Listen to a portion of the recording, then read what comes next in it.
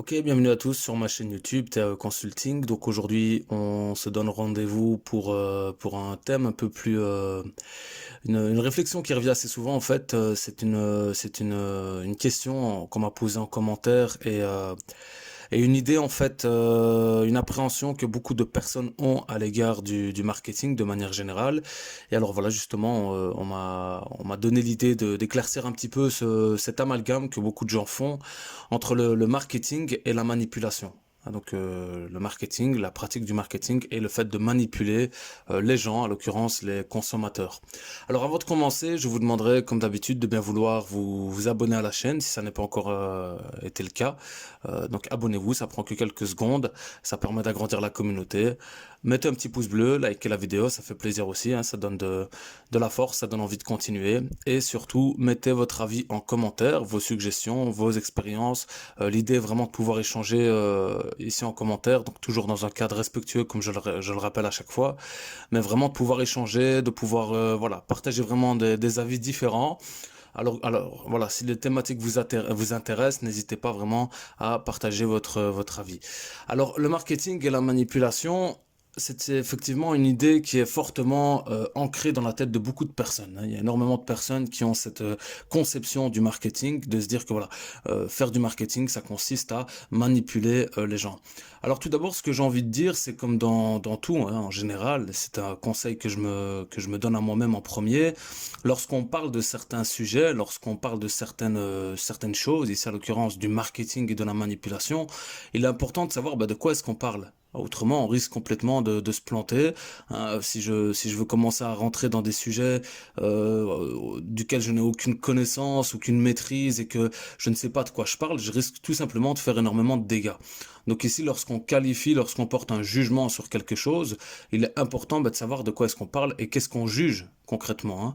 Donc ici, pour juger le marketing, il faut connaître le marketing. Maintenant, je dis pas qu'on doit tout connaître pour pouvoir parler. On a aussi le droit, je veux dire, de s'exprimer, de dire, de partager nos appréhensions. C'est tout à fait légitime. Et c'est aussi un petit peu le rôle que j'ai à jouer, qu'on a à jouer, je veux dire, en tant que consultant donc dans le marketing digital. Donc c'est tout à fait bien, positif et normal que certaines personnes donc s'avancent sur le marketing, sur la conception du marketing ou sur d'autres conceptions, d'autres appréhensions qui pourraient être mal comprises et que justement il est important d'éclaircir. Donc c'est un petit peu le but aussi de cette vidéo, c'est le but de cette vidéo, c'est de pouvoir apporter un éclaircissement. Alors je tiens quand même à préciser une chose, je ne suis pas l'avocat du marketing, pas du tout. Voilà, je suis intéressé par cette pratique depuis plusieurs années. Je me suis lancé moi-même dans cette discipline depuis plusieurs années. J'avais cette orientation depuis en fait mon adolescence, depuis mon parcours scolaire. Donc j'ai eu un diplôme donc en gestion et comptabilité. Donc j'avais déjà une orientation, on va dire plutôt marketing lors de mon parcours scolaire. Donc voilà, et ça s'est concrétisé à travers mon activité de consultance que je fais donc avec TAE Consulting. Donc effectivement, c'est un domaine dans lequel je baigne depuis un petit temps. Et donc voilà, effectivement, il est important que j'éclaircisse un petit peu cette appréhension que les gens ont. Alors, de quoi est-ce qu'on parle quand on parle de marketing? Je vais donner une définition qui est très simple. C'est une définition que donnait ma prof à HEC, ma prof de marketing justement à HEC, qui définissait le marketing comme étant le fait de faire de la publicité pour vendre. Le marketing, c'est le fait de faire de la publicité pour vendre, tout simplement. Donc je trouve que la définition, elle est très simple, elle est très courte et elle est très efficace finalement. Parce que on veut vendre, c'est notre objectif, mais le marketing, ça consiste à faire de la publicité pour pouvoir vendre, hein. Donc c'est le fait de promouvoir un produit, un service, un bien pour pouvoir le vendre. Qu'est-ce qu'on parle quand on parle de manipulation? Alors là, c'est une suggestion Google au niveau de la définition. On parle de manœuvre malhonnête, une emprise occulte exercée sur quelqu'un. C'est ça de la manipulation, c'est une manœuvre malhonnête, une emprise occulte exercée sur quelqu'un. Alors je vais prendre un exemple. Je vais prendre un exemple très simple, très concret. Je vais vous mettre en fait je vais vous mettre dans une situation qui va peut-être vous permettre déjà d'un petit peu vous positionner par rapport à cet amalgame qui peut être fait. Vous avez une voiture d'occasion que vous souhaitez vendre. Vous avez une voiture, vous souhaitez la vendre, hein, ça nous arrive à tous quasiment, hein. Vous connaissez l'état de cette voiture. Vous connaissez l'état de cette voiture, vous avez roulé avec depuis un certain temps, vous connaissez l'état de cette voiture, vous connaissez les éventuels dégâts, les éventuelles réparations qu'il y a à faire sur cette voiture. Vous avez une estimation assez claire par rapport à son prix de vente, par rapport au marché. Donc, si vous allez par exemple sur des sites de vente de voitures d'occasion, vous mettez le modèle que vous avez, vous mettez les critères de la voiture que vous avez, et vous allez avoir une estimation par rapport au prix de vente pour une voiture de telle catégorie, avec tel critère et telle caractéristique. Donc vous avez une estimation assez claire par rapport à son prix de vente. Comment allez-vous vendre cette voiture? Comment est-ce que vous allez la vendre, votre voiture? Est-ce que vous allez la laisser devant chez vous? Ou est-ce que vous allez commencer à la mettre sur plusieurs sites d'annonces, la partager sur le marketplace de Facebook par exemple, envoyer des photos dans votre entourage, sur WhatsApp, etc. Donc comment est-ce que vous allez la vendre? Est-ce que vous allez juste la laisser devant chez vous comme ça, en espérant qu'un jour quelqu'un viendra toquer à votre porte, ou est-ce que vous allez commencer à la diffuser sur plusieurs sites d'annonces? Comment est-ce que, lorsque vous allez la photographier, comment est-ce que vous allez faire? Est-ce que vous allez faire des photos comme ça vite fait, sans vous soucier de la qualité des photos? On voit pas très bien en fait l'état de la voiture, des photos floues, des photos qui donnent pas envie d'être regardées tout simplement. Ou est-ce que vous allez quand même vous soucier de faire des belles photos? Vous allez peut-être laver la voiture avant, vous allez vous assurer de prendre des bons angles pour vendre cette voiture.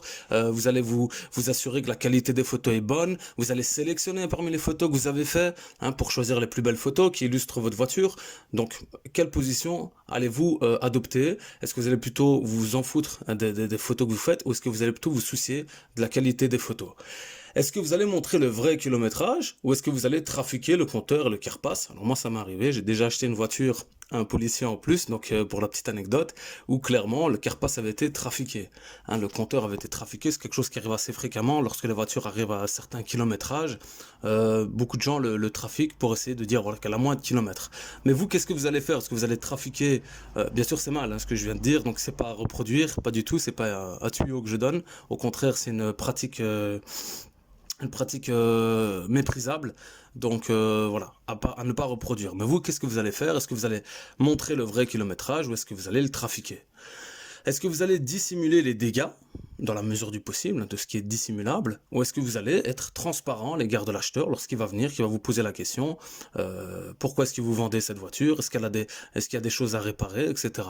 Quelle posture allez-vous adopter? Est-ce que vous allez dissimuler les dégâts, ou est-ce que vous allez être transparent par rapport à l'acheteur? Et est-ce que vous allez mettre en avant les capacités et l'utilité de cette voiture, ou est-ce que vous allez dissuader le visiteur d'acheter cette voiture? Lorsque vous allez vous parler avec le visiteur qui vient visiter votre voiture, est-ce que vous allez lui dire non, non, il faut pas du tout l'acheter, cette voiture, elle est pas bien, tout ça? Ou est-ce que vous allez dire non, moi, elle m'a été très utile, voilà ce que j'ai pu faire avec, voilà, elle correspondrait bien, par exemple, à un étudiant, ou est-ce qu'elle correspondrait bien, par exemple, à un jeune couple? Si vous avez qu'un enfant, c'est top. Si vous souhaitez faire ça si vous souhaitez aller en vacances avec, c'est top. Si vous souhaitez, voilà, X et Y motif. Quelle posture à nouveau allez-vous adopter? Est-ce que vous allez dissuader le visiteur de l'acheter, ou est-ce que vous allez faire en sorte qu'il l'achète? Alors, dans toutes ces pratiques, bon, je pense qu'on a quand même des éléments de réponse par rapport à toutes les questions que je vous ai posées dans cet exemple. Mais dans le cas où justement, vous valorisez votre voiture lorsque vous la vendez, est-ce que vous êtes un manipulateur, ou est-ce que vous êtes un marketeur?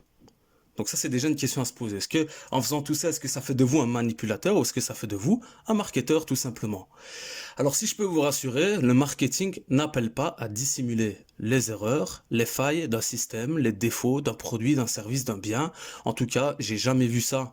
J'ai jamais vu ça ni à HEC, donc où j'ai fait mes études de marketing, ni lors de mon parcours de secondaire, ni lors de mes formations, qu'elles soient en ligne ou ailleurs, et ni même dans mes expériences sur le terrain. J'ai jamais vu un commercial venir me dire, écoute, je vais te dire un truc, on a un produit pourri, mais faut pas le dire au client, on va tout faire pour lui vendre, pour le carotter.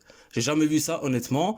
Ça peut exister, mais en tout cas, moi, j'ai jamais été confronté à ça. Donc, si je peux vous rassurer, le marketing n'appelle pas à dissimuler les erreurs. Clairement.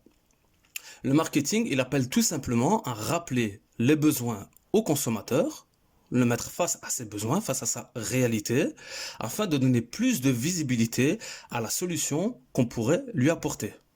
Donc, le marketing consiste à rappeler les besoins à une personne, à quelqu'un, à un consommateur, à quelqu'un qui est dans le besoin, on lui rappelle une réalité que bien souvent notre cerveau essaye de cacher. Hein. Quand on a un excès de poids, on essaie de se réconforter, se dire non, c'est pas grave, très casse, tu te sens bien et tout ça. Donc il y a une partie du cerveau qui fonctionne de cette manière. Le marketing vient rappeler ce besoin, vient rappeler cette réalité afin de donner plus de visibilité à la solution qu'on pourrait apporter. Donc c'est pas dans un but de laisser les personnes frustrées, mais c'est bien quand on vient rappeler un besoin, c'est parce qu'on a une solution à proposer. Donc c'est ça l'attitude entre guillemets d'un bon marketeur. Celui qui va venir vous rappeler vos besoins mais qui a rien à vous proposer, clairement c'est pas un marketeur, c'est un boycotteur. Donc on n'est plus du tout dans le même concept, d'accord? Et dans le social, c'est pareil. On a vu des affiches là sur la violence conjugale qui sont en train de circuler, etc. Lorsque les associations font ce genre d'affiches-là, ça c'est un but précis. C'est de rappeler en fait à la société qu'il y a des violences conjugales dans les foyers, que en fait la société c'est pas la petite maison dans la prairie. Donc on est en train de rappeler une réalité sociale du terrain à travers cette affiche, à travers une femme battue, une femme en train de pleurer ou peu importe. Donc on est en train de rappeler une réalité dans la société. On rappelle que cette réalité existe. On rappelle également aux victimes qu'on est au courant. Soyez pas toutes seules, soyez pas dans votre coin, arrêtez de banaliser ces violences conjugales, arrêtez de penser, parce que des fois elles sont victimes justement de vrais manipulateurs, hein, qui, à l'occurrence ici leur partenaire, leur mari, qui vont les battre et qui vont leur dire tais-toi, t'as pas intérêt à parler, sinon je te tue, etc. Donc qui vont abuser de manipulation avec elles. Donc ici, on rappelle en fait à travers cette affiche, en annonçant en grand public que vous n'êtes pas seul, on est au courant que ça se passe. Et aussi, on les invite, on met en évidence une solution. On leur propose des solutions, un numéro de téléphone, un numéro de contact, une assistance. Donc, je prends un exemple ici dans le social, même si dans le social, on n'a pas spécialement une vocation commerciale, mais c'est on est dans la même logique. On est dans la logique de mettre en évidence un problème, parce qu'on a une solution à proposer. Donc on réveille en fait une réalité, un besoin, un problème, pour pouvoir proposer une solution et pour que les personnes puissent bénéficier de cette solution. C'est ça le but. Un marketeur, quelqu'un de commercial ou n'importe qui est un contributeur. Un acteur dans le marketing, dans le social ou n'importe où, est un contributeur. Alors le marketing, c'est une science, c'est une discipline, c'est un domaine à respecter comme tous les domaines. Clairement, franchement, c'est hyper intéressant. Si vous vous penchez un petit peu sur la science du marketing, après, il faut aimer. On a tous une vocation, on a tous des affinités pour certaines disciplines. Mais si vous êtes intéressé, lisez un livre sur le marketing. J'en ai un ici à portée de main qui s'appelle donc le grand livre du marketing digital, que je mettrai le lien en commentaire. Franchement, c'est hyper intéressant de voir comment on a pu détecter autant d'éléments, autant d'outils, autant de mécanismes. C'est très très intéressant. C'est une science très intéressante. Et honnêtement, depuis que je m'y penche, il y a énormément de choses à découvrir. C'est vraiment très épanouissant. Donc, il peut automatiquement avoir des conflits d'intérêts entre des domaines. À partir du moment où le marketing est une discipline, elle peut rentrer dans un conflit d'intérêts avec d'autres disciplines. Je vais prendre un exemple qui n'est pas similaire au marketing. Ici, avec ce qui est en train de nous passer avec le coronavirus, avec les traitements, avec un petit peu la petite compétition dans laquelle beaucoup de pays sont et qui font d'ailleurs du marketing pour essayer de montrer que leur pays est meilleur que les autres. Clairement, j'entendais justement une réaction du professeur Didier Raoult, qui est donc médecin à Marseille et qui a des pistes de traitement avec un dérivé de la chloroquine, qui fait beaucoup parler de lui pour le moment. Il expliquait clairement qu'il y a un conflit entre la recherche scientifique et la médecine. Il dit le problème, en fait, lorsqu'on ramenait les gens en avion de pays contaminés, moi je disais, donc Didier Raoult disait qu'il fallait directement diagnostiquer les personnes dans l'avion afin d'éviter qu'elles reviennent avec le virus, et d'autres qui sont dans la recherche disaient que on ne pouvait pas, selon les législations, il fallait d'abord effectuer une étude sur eux, etc., etc., que ça a posé un problème. Donc il y a toujours un conflit d'intérêts entre les disciplines. Donc c'est pour ça que le marketing peut se retrouver dans un conflit d'intérêts également avec d'autres disciplines. Et c'est pareil pour les approches. Chacun a une approche, chacun a des affinités et des aptitudes pour certains domaines. Un commercial dans le social, ça peut poser problème. J'ai personnellement donc été acteur social pendant quelques années. Ici, je sors d'une association. Mon approche n'était peut-être pas adaptée à cette association. Dans le social, on n'est pas du tout dans la même dynamique et dans la même approche que dans une entreprise. Donc ça peut à un moment poser problème. Donc c'est explicable, c'est normal. Donc c'est normal que, étant une discipline, le marketing peut à un moment être confronté à certains conflits. Mais une société est pluridisciplinaire. une société pluridisciplinaire et on doit viser la complémentarité. On ne doit pas dire ah toi ta discipline c'est un truc de d'arnaqueur comme j'entendais des personnes qui évoluent dans le technique parce que je travaille dans le milieu plus technique. J'entendais moi des managers qui me disaient ah ceux-là c'est des vendeurs de tapis. Non, il faut avoir une complémentarité entre les disciplines. Les commerciaux jouent un rôle fondamental dans une entreprise. Quelqu'un qui est entrepreneur dans la construction n'a aucune peut-être aptitude commerciale. Il va avoir besoin d'un commercial pour pouvoir mettre en avant les solutions qu'il propose au sein de son entreprise de construction. Des personnes qui sont plutôt dans la technique, des personnes qui sont peut-être dans la vente de services, je sais pas moi, des médecins, des gynécologues, des psychologues, n'importe quel domaine. Il faut une complémentarité et le département marketing est un département essentiel dans une entreprise. Ça aussi, il faut vraiment se le dire. Sinon, vous pouvez avoir le meilleur produit, le meilleur service, le meilleur bien au monde, mais vous serez seul en fait à en bénéficier et vous serez la seule personne au courant que vous avez le meilleur service, le meilleur produit à proposer aux gens. Alors que votre but n'est pas là. Votre but est d'apporter le plus de solutions au plus de personnes possible. Votre but est de toucher le plus de personnes possible. Donc si vous n'avez pas ce travail commercial, et je dis pas que c'est vous qui devez le faire, à nouveau, d'où l'importance d'avoir aussi, de faire appel à des personnes comme moi qui travaillent là-dedans, qui peuvent apporter vraiment à qui déléguer ce travail, hein, qui est un travail bien spécifique. Mais si vous n'avez pas ces personnes, ce corps de compétences dans votre entreprise, il est clair que vous allez être seul en fait à savoir que vous avez des produits, services intéressants. D'accord? Maintenant, pourquoi, je vais terminer là-dessus, pourquoi est-ce que le marketing peut être associé bien souvent à de la manipulation? Tout simplement car dans chaque domaine, il y a des dérives. Dans chaque domaine, il y a des dérives. Dans chaque discipline, il y a des dérives. Mais ça n'est pas de la faute à la discipline, c'est de la faute aux disciples. Tout simplement. Dans chaque domaine, dans chaque discipline, il y a des dérives. C'est pas de la faute à la discipline, c'est de la faute aux disciples. Je vais prendre un exemple très fréquent, très courant. Je suis de confession musulmane.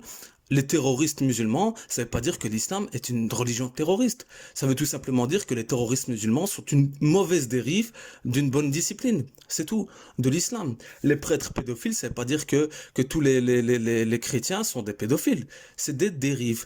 Même, pour pas rester dans le religieux, même les femmes là, qui se battent pour le droit de la femme, c'est une dérive du droit de la femme, c'est un excès.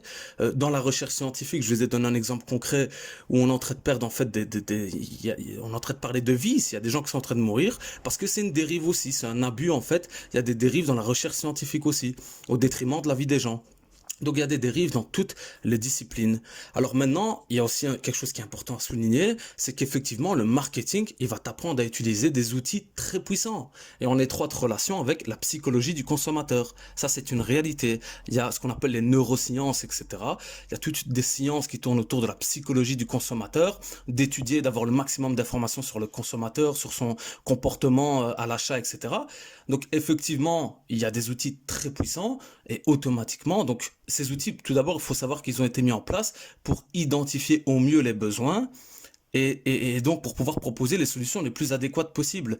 Si votre fournisseur d'énergie a beaucoup de données sur vous, c'est pas parce qu'ils veulent savoir ce que vous mangez le matin, c'est parce qu'ils veulent vous proposer les contrats les plus adaptés. D'accord? Maintenant, automatiquement, à partir du moment où il y a des outils aussi puissants, il va y avoir des abus. Il va y avoir des abus, mais à nouveau qui sont liés aux disciples, pas à la discipline.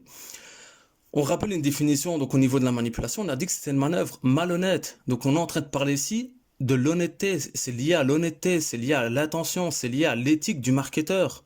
D'accord? Donc la bonne question à se poser, c'est pas est-ce que le marketing nous manipule, mais c'est plutôt est-ce que tel marketeur nous manipule? C'est ça la question à se poser. C'est pas le marketing qui nous pousse à manipuler, mais c'est est-ce que tel marketeur n'a pas une éthique suffisamment correcte pour pouvoir utiliser le marketing à de bonnes fins. Tout simplement, est-ce qu'il a des mauvaises intentions? Est-ce qu'il est malhonnête? Mais ça résulte de la personne. Ça résulte pas donc de la discipline. Parce que cette même personne, qu'elle soit dans le marketing, qu'elle soit technicien, elle peut très bien recevoir des plans techniques à exécuter à la lettre, mais parce qu'il est malhonnête ou parce qu'il n'est pas bien éduqué ou parce qu'il a des mauvaises intentions, il pourrait très bien faire tout le contraire et foutre la pagaille. Et c'est pareil dans toute discipline.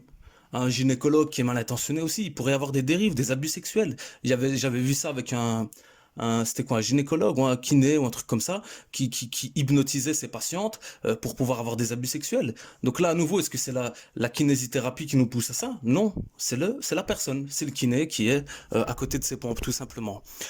Alors, il y a quand même aussi un dernier point là sur lequel je terminerai, c'est qu'il y a quand même aussi des nouvelles tendances sur le net avec l'évolution d'Internet que je considère moi désastreuses et qui sont pas du tout en phase avec mon éthique. C'est une sphère qui est presque sectaire et c'est un délire qui est complètement, enfin, moi je n'y adhère pas du tout. C'est le délire du paraître, tout simplement. Il faut savoir que la sphère du marketing, le monde, surtout avec l'influence américaine, etc. Il y a tout un délire, il y a toute une sphère, il y a toutes des personnes comme ça de référence qu'on peut avoir et qui ont une éthique complètement autre.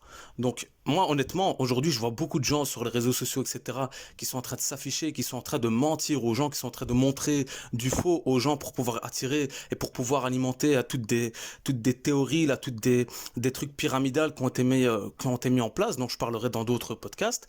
Donc, moi, je n'y adhère pas du tout. Mais à nouveau, ça, c'est une question d'éthique. Donc, ça va différer au niveau, donc, du marketing. Et j'espère, et je demande à Dieu de m'en préserver, de jamais pouvoir tomber dans ce genre de dérive-là, dans ce genre de piège. J'ai même participé à des événements avec beaucoup de commerciaux, etc., avec une très bonne dynamique, hein. Des formations, vraiment un délire un petit peu à l'anglaise, là, hein. Tout le monde parle anglais, tout le monde est bien habillé, tout le monde... Mais à un moment, tu vois qu'il y a du faux derrière. Donc, à un moment, il faut juste pas délirer. C'est ce à quoi j'appelle mes confrères dans le marketing et tous mes collègues dans le marketing, c'est de pas délirer. Restez vous-même. Restez en phase avec vos principes, avec votre éthique et avec vos valeurs. Et c'est comme ça qu'on commence tout projet. Pourquoi est-ce que je fais les choses? Et c'est de là qu'on travaille nos intentions et notre ligne directrice. Voilà, j'espère que ça vous aura été profitable. J'attends vraiment vos réactions en commentaire. Dites-moi ce que vous en pensez, si vous êtes d'accord avec ce que je vais te partager. Si vous n'êtes pas d'accord sur certains points, n'hésitez pas à le dire aussi. Si vous avez des expériences, des choses peut-être que vous avez mal vécues avec certains marketeurs ou des choses qui vous répugnent ou des choses qui se sont très bien passées au contraire, n'hésitez pas aussi à le mettre en évidence. Si vous avez aussi des thèmes que vous souhaiterez qu'on aborde en relation avec ce que je viens de dire, donc n'hésitez pas, des sujets peut-être à approfondir. Voilà, j'espère vraiment que vous réagirez en commentaire, qu'on puisse échanger et je vous dis à très bientôt pour une prochaine vidéo, pour un prochain podcast. Faites attention à vous ainsi qu'à vos familles. À très bientôt.